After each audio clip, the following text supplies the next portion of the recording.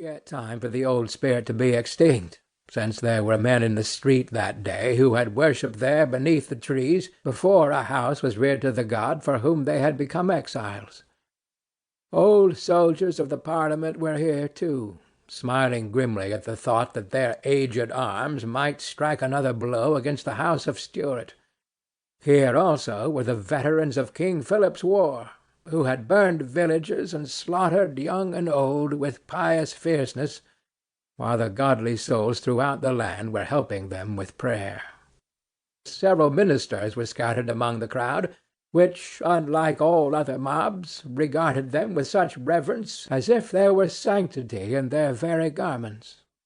These holy men exerted their influence to quiet the people, but not to disperse them.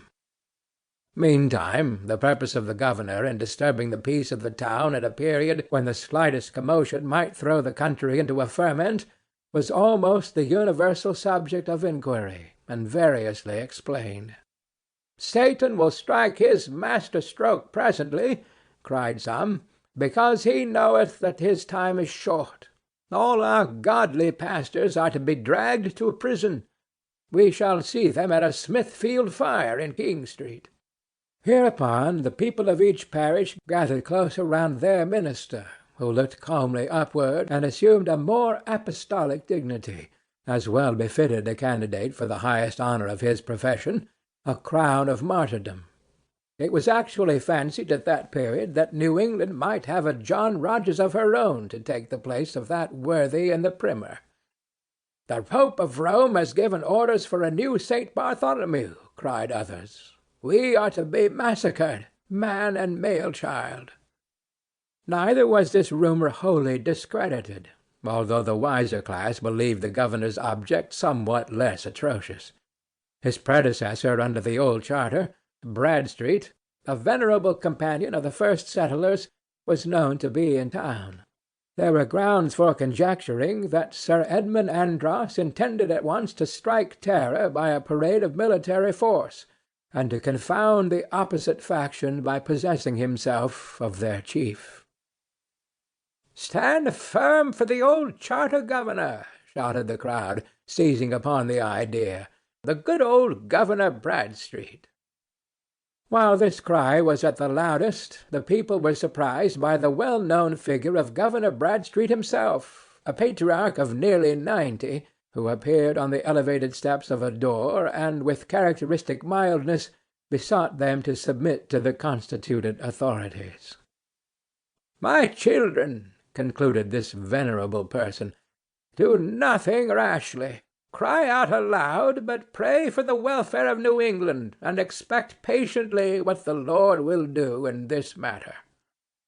The event was soon to be decided.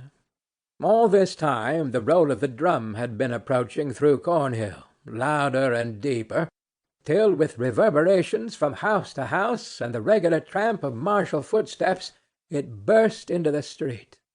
A double rank of soldiers made their appearance, occupying the whole breadth of the passage, with shouldered matchlocks and matches burning, so as to present a row of fires in the dusk.